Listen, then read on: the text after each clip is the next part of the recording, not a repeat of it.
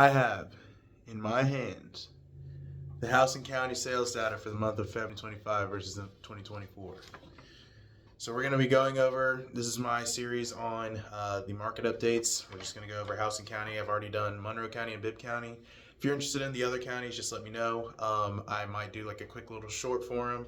See y'all are responding to these long form videos. I might make something, do something a little different, or I'll just make the updates in a short. Just let me know what your thoughts are in the comment section. If you want the updates to be shorts and then you want me to make longer videos about tips and trends and other things like that, just let me know what you prefer in the comments down below.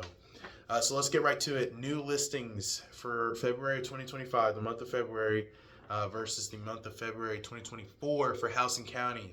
There's a 20% decrease. It is 215 in 2024 versus 171 in 2025. I think statistically that's pretty significant.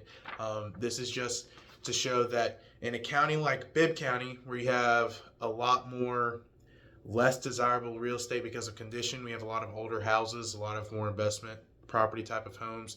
There is less demand for that type of stuff versus, Monroe County, House and County, which has some newer properties on the market right now, not as investment property heavy as Bibb County.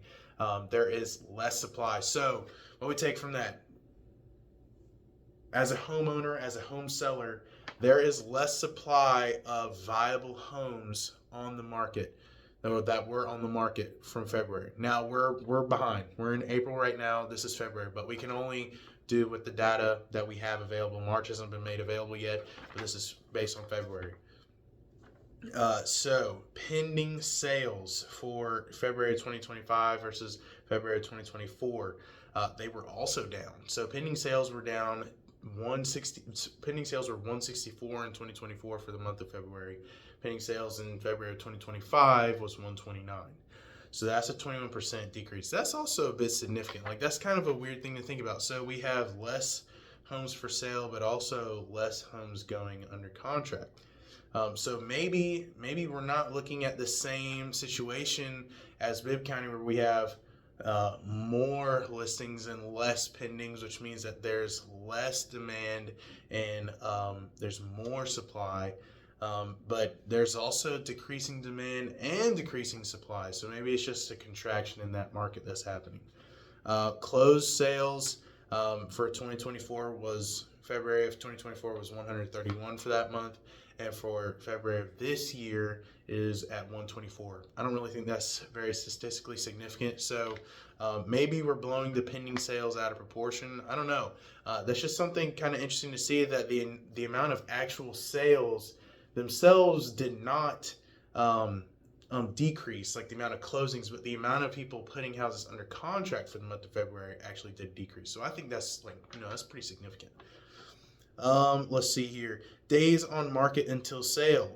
The average went from 49 days in February of last year to 57 days in February of this year. So not as dramatic of an increase in the number of days as Bibb County, and Monroe County, as we know, had a decrease. So there's been a slight increase. So it's going to take just a little bit longer to sell in House and County than it did last year.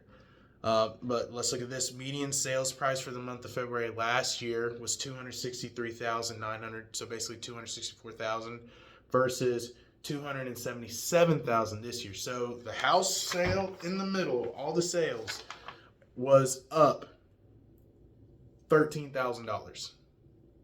I think that's relatively significant. Average sales price went from $267,000 last year for the month of February to the average sale price this year is $281,000. I think that's also relatively significant. So what we're seeing is there's more higher priced homes on the market, and more higher priced homes are selling than lower sub 200 to sub 250,000. So people with money are still buying. People who are, selling their home in that higher price point, they're still, able to get what they're asking for. Percent of list price receive, 99.4% last year for the month of February versus 98.3% this year. I think that's relatively significant. I don't think it's dramatic, but so in House and County, it's a little different than Bibb County. Bibb County, we are seeing some dramatic shifts in supply and demand. versus and like Monroe County, there is absolutely no wiggle room in Monroe County for negotiation. But Houston County, there's been a slight bit of negotiation, but honestly, as someone that goes down there versus Macon, there really isn't much room for negotiation for a good listing down there. Like every buyer I take down there, I'm like, if you want it, you're gonna have to pay it, honestly. And I mean, that's just the reality that as a home buyer we're in right now with higher interest rates. You would think, oh man, like I would think that there's less competition out here, but honestly, the 6 to 7% interest rate is a historical average. Like, let's be honest here, the swings that we had where we had 2 to 4% interest rates, I don't see that happening. For 2%, probably never going to happen ever again. I hope, like, honestly, for the well-being of the economy, probably I don't think we'll ever see that. But 5%, that's a possibility. But 6 to 7 is just a reality. Inventory of homes for sale, 367 in the month of February versus 341. So there's been a decrease in inventory by 7% in Houston County. And then we look at the month's supply of inventory. Last year was 2.7 months, which means that anything below 4 is technically a shortage. So last year was 2.7 for the month of February, so it was in a shortage.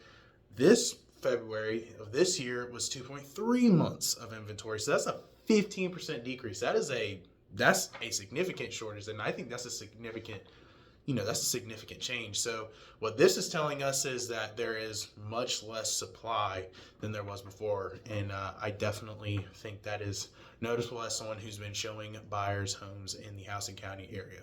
So my overall thoughts on this, compare Bibb County, Monroe County, and Houston County. Bibb County, there's a bit more room for negotiation, especially because Bibb County has some older homes. Older homes, generally the condition is going to be a little bit different than some of these new, like Houston County has a lot of newer areas. There are older areas in Houston County, but I think it's mainly just we have to be rational here and assume, with the older homes, there's going to be a lot more room for negotiation. Newer home in a desirable area, you don't have to negotiate. If you are selling that house, you say, this is what I want, and you can expect that someone is going to give that to you within reason. Now, whether or not you price it correctly, like you need to make sure that you're comparable to the properties around you. But just understand, if you're in Houston County, there's less supply. So honestly, you still have power in your negotiation. Monroe County, the seller has basically all the power in negotiations right now. Bibb County, there's a lot more room for negotiation. Depending on the property, there's a lot more room for negotiation.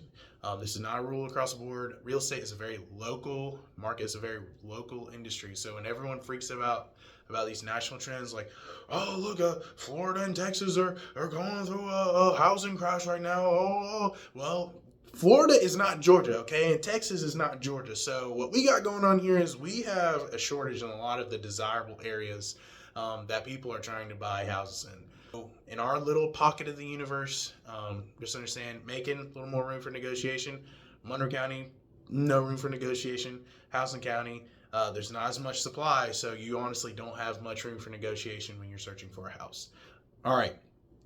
If you like this series, if you feel like this has been like watching stinking grass grow, let me know. If this is boring, David, stop making videos about real estate trends, please.